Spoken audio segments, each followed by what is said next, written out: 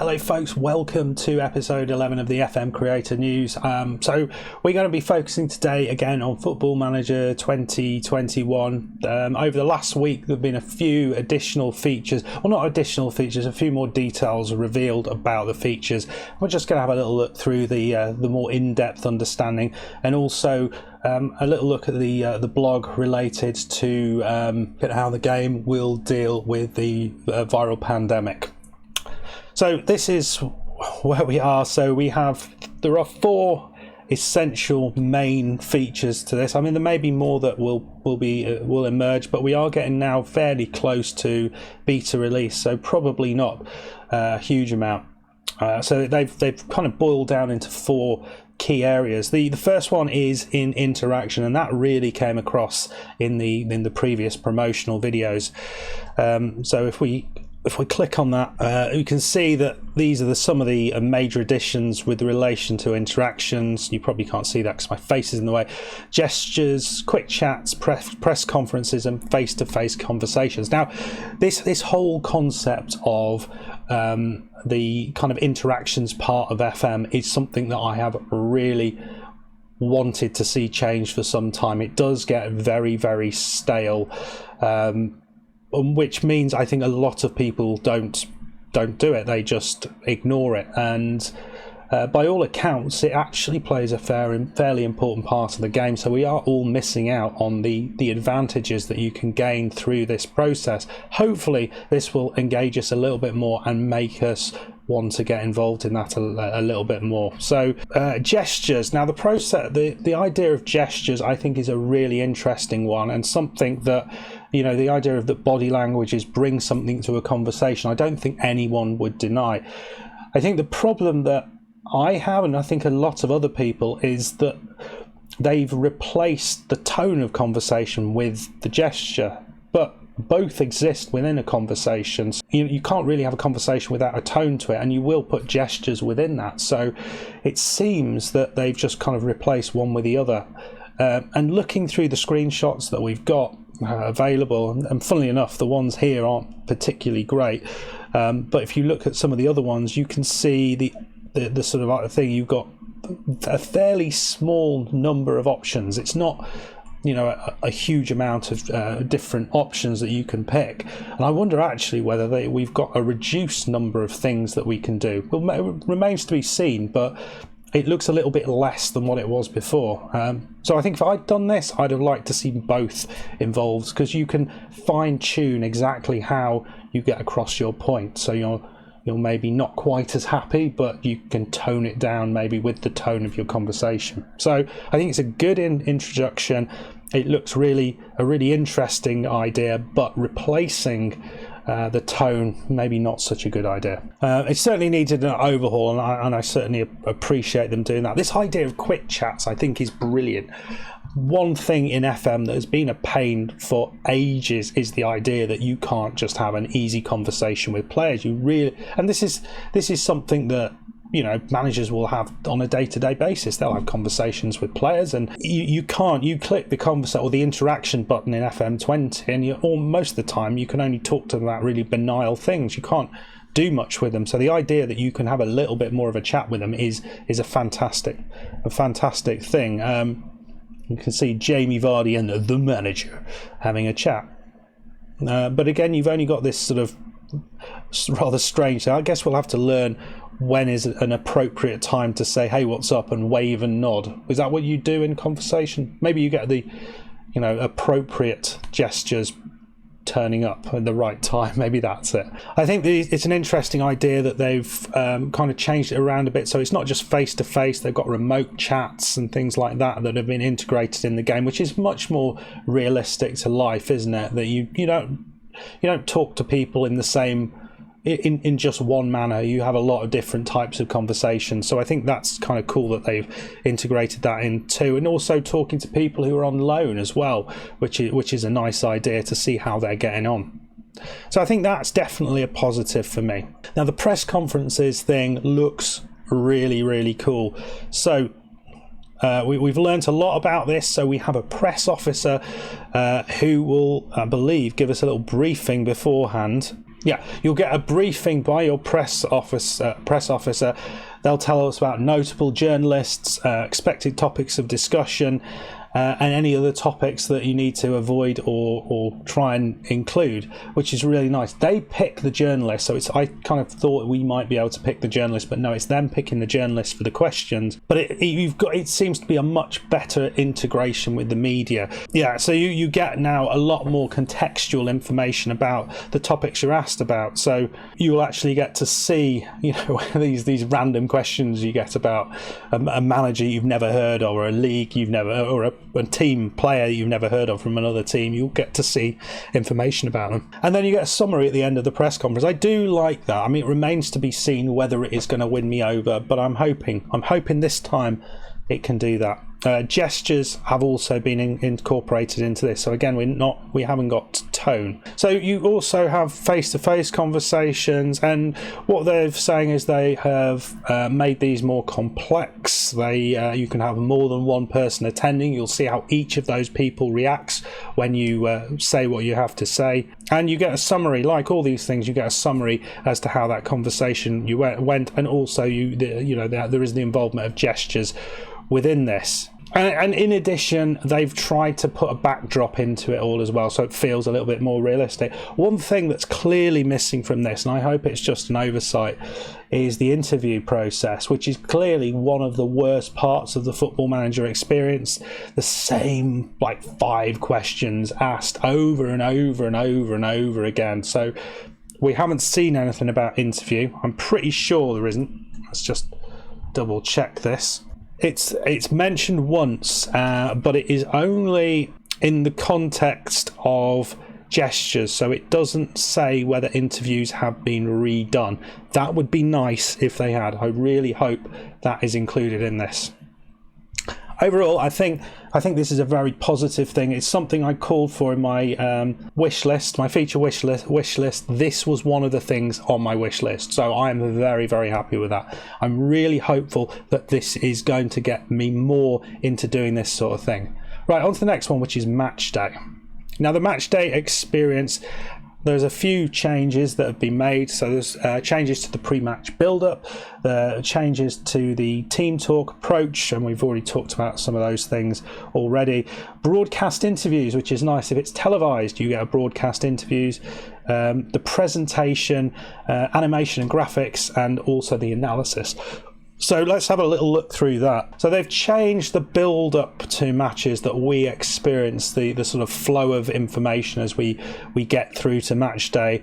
So they've increased this in complexity, as well as putting the details of the conversation systems that they've added. What I kind of liked, there is a pre-match meeting, in which you decide your team, you decide a bunch of stuff, and then you put your team sheet in as you would in real life, and then you get the team sheet back from the opposition, and then you can make tactical tinkers before you set out on the pitch to reflect what the opposition have done, which is, I think, is kind of a nice realistic thing. And there's a bunch of other things that's been improved there. The team talk again will be related to the conversation system, so that's your gestures thing has appeared in this as well. They've changed the layout of it, so it's going to look a bit newer, a bit fresher. But I mean, that's pretty much it, and some sort of minor tweaks as well.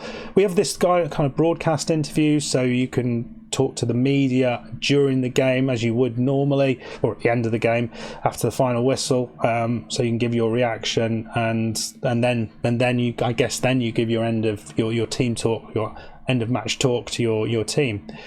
I mean, what they're really hot on all the way through this is this gestures system, so they're really thinking this is a big deal. So the match presentation, they mention that the sort of lineup graphics, things like that, have all been updated to make it look more like you're actually watching a TV game, which I think is a nice thing. There's a few tweaks here and there about I think it's all about trying to make it more of a realistic experience within the game, so you're actually making those quick decisions are in the dugout. So they've made a lot of changes to where things are, I guess making things a little bit easy to access. So they've got this dugout section, which we never had before, which contains a bunch of things which relate to this, including that's where your show me information is, which is basically where your the thing on the top right where you could get the various bits of information that you want to see. You can request that as you would to your assistants. I want to see the league table, and you get that. Also get analysis on hand, you get all these sort of things, and you can minimize it to the level that you want to play at. So I think that's kind of nice. Some improvements to how that comes across are going to be good. I think that's the sort of thing that's going to be really hard to judge at this point until we actually get into playing the game.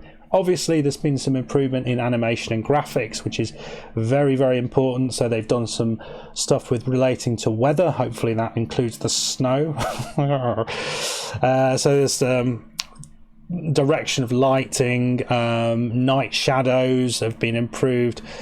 There's been some improvements to how the animations fit together. Apparently this is probably hard to see, but there's been a few instances where the between frames is not such a smooth transition, so they've improved that dramatically. So hopefully that will look quite nice. Also the stadium environment has improved. I mean, I did talk about Stadium Editor, but they have improved the look of the stadium around some new kind of cameras and things, which I did point out actually in my previous video looking at the changes. I did notice that, and I was right. Variations in the dugouts and and also this is an interesting one. In larger stadiums where the corners have not been filled, there are now new buildings that we will see in those sections. So I don't know quite what that means, whether you don't have whether that relates to the burger van or something else, or whether actually each stadium looks a little bit different. So that's kind of cool. And then finally it's the XG not times G, and post-match stuff. And I mean, this is all about the analysis. This has been brought in collaboration with Sci Sports. So they've created an XG system, which isn't the one that we would normally have. This is one that's been developed specifically for the game. So understanding how this fits together will take a little bit of time, I guess. They've given some information as to what is actually in it. Among some of the factors, they consider the shooting player's distance from goal, the angle, the speed of shot, also the position of other players on the pitch relative to the shooting player. So a bunch of things taken into account as to whether that player should or shouldn't have got it in the back of the net. And then there's a load of analysis stats that can use that information to try and improve what you're doing. I mean, I'd be interested to see how that works. I like the idea of it. I think more data is good always. So at the end of the game, there's going to be press officer will provide media clippings straight after the game and tell you about how social media has reacted to your latest loss. So I mean, that's interesting, a nice little touch. The one I'm really looking forward to is this one. This is the recruitment side of things. So there's now recruitment meetings, there's some new recruitment roles, there's improvements to the transfer market and different agent interaction. So let's have a little look through those things. So the recruitment meetings looks a really excellent idea.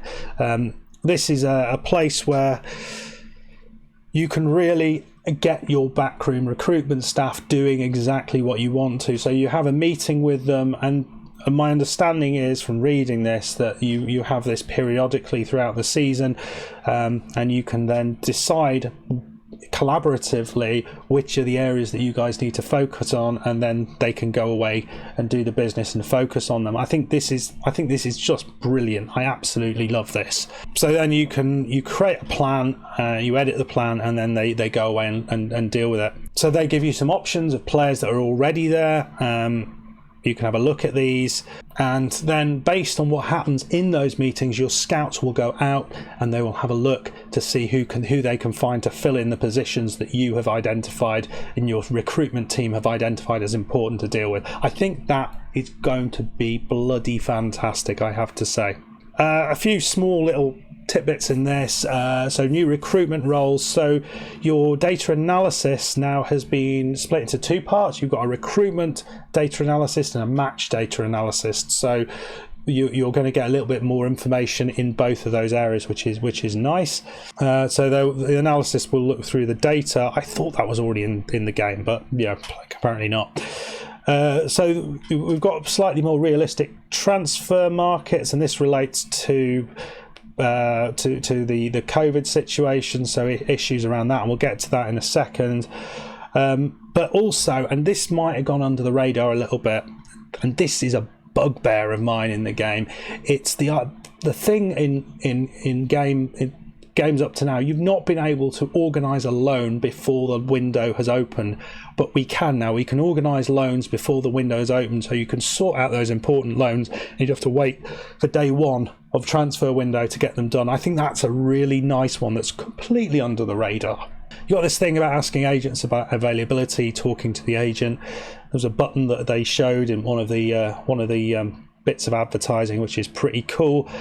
And that gives a little bit more information about the player, what do they want, what can you do to influence them to get them on side to make that deal get over the line. Probably particularly important when you're sort of taking that transfer interest sort of down to not quite as interested as, very interested, and where you've just got to kind of just push them over the edge to get them interested. So that's a nice little bit there.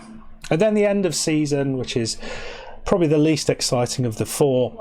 So they've got improvements to the celebration. I mean, they have confetti all over the pitch now. I don't know how long it took them to get that, but I think there's some nice graphics there. They've got fireworks and other such things. So they got trophy presentations and all these sort of things. So I think that'll be nice. YouTube-wise, it'll be nice to see those things when we win stuff, and hopefully, depending on the size of tournament, the level of celebration is altered. Do they have on-pitch? Do they have pitch invasions? Maybe in non-league or something. That'd be cool. The one Gotner fan jumping over the side and running on the pitch.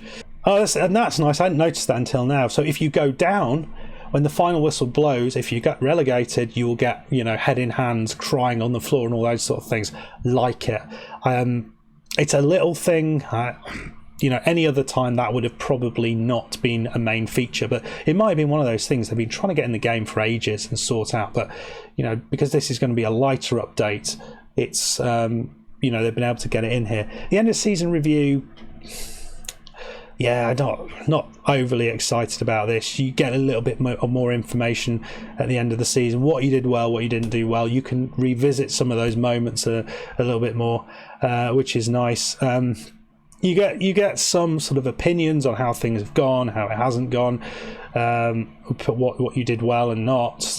But yeah, that side of things isn't the most exciting thing ever.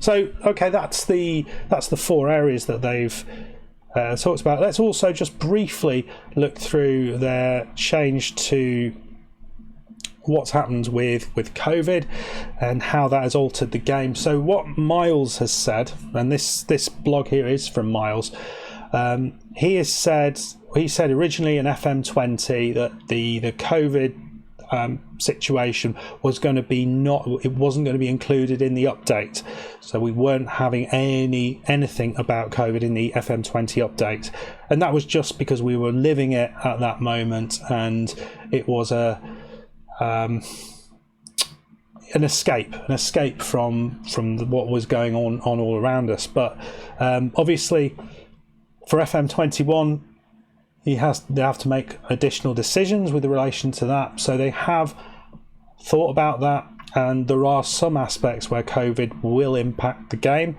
Not in terms of players going down with the virus. That will not be in the game, which is, I'm sure a lot of people are very, very happy to hear.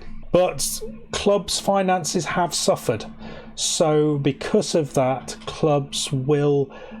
the way in which clubs' finances look will be different. The way in which the transfer window might look in the first season or so will be different initially, but then it will kind of go back to as it was. So players' values will be dropping. There will be more clubs in financial trouble. There will be more player movements, more loan to buy offers, and eventually it will get back to normal, which is kind of nice. They are having crowds back in, you'll be pleased to know. So that will mean you won't have issues. I mean, it would cripple people, I think, financially if the crowds weren't in for these clubs, as it is doing in real life. So crowds will be there, and you'll get the revenue from those crowds. There'll be some issues with when leagues are starting, those sort of things, but again, those will resolve over time. In terms of substitutions, so in some leagues there's been changes to the substitution rules. So in the first season, those rules will be in place, but then they will change thereafter back to as it was normally. They're currently trying to work out whether to have shaking of hands or I think elbow bumps as the option. I think it's elbow bumps. Yeah, as one of the gestures thing that comes out of all this stuff. So that was a nice kind of idea from Sports Interactive and Miles, just kind of asking the community what they would like to see. So we'll see what happens to that. So that's kind of what's happening with COVID. They're trying to keep it COVID light, but where they've had to include things they have done, but it will kind of remove itself out of the game pretty quickly, which I think all of us will pretty much want. Okay guys, well that's enough about the sort of a deeper dive into these features. Some really interesting stuff within that, I think now I've heard more about the press conferences, and it's really the interaction systems. I think that's really exciting. I hope it relates to interviews as well. I hope that's been completely altered. I think it would be, but you know, they haven't really mentioned it apart from that one vague little mention somewhere in the hidden away in everything else. So the interviews are one little worry I have. I think I am super excited about the recruitment side of things. I think that's going to be super cool. That's nice. I look forward to seeing how the match experience is altered. Whilst we can talk about it for ages, I think actually seeing that is going to be where we find out. The other bit about the end of match, there's some nice little features in there, but that's not too exciting. And I'm pleased with their response about the COVID. So all in all, you know, it was never going to be a massive lot of changes. There might still be additional things that are going to come to the game. I mean, given the situation that they found themselves in, we've got a game out. We've got a game out with changes. We've got at least one major new part to the game, which is going to change how we all play it. We've got things that are going to change other aspects of the game. So this is going to be a good thing, I would suggest. I'd probably give it a 7 out of 10. If this was a normal year and these were the changes we had, you'd probably say it's a little worse than that. But I think a 7 out of 10 is a fair, maybe 7.5. I think there are aspects that I'm really looking forward to. There's aspects I'm a bit meh about, but I look forward to seeing them in action. And of course, I'm going to be buying the game. And of course, I'm going to be enjoying the game. And one last little thing, Miles is already copping some flack from fans of the FM series on Twitter. Please don't do that.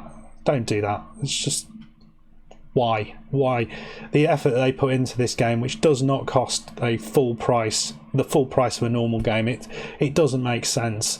Don't moan about these things as if they're not looking at these things. They make changes every single year. They work their asses off every single year to produce something which, you know, you look at the amount you play these games compared to any other game in your Steam library, this one will be the one you play the most. So whatever they're doing the right thing. So yeah, just think about that. If you're playing it more than any other game, you're still enjoying it. Okay guys, I hope you did enjoy this. If you did, hit that like button. Please subscribe if you are new. We might well have another one of these if additional features are released, but that might be the end of the FM creator news for a little bit until there's something interesting to come back for. Anyway, thank you very much. Goodbye.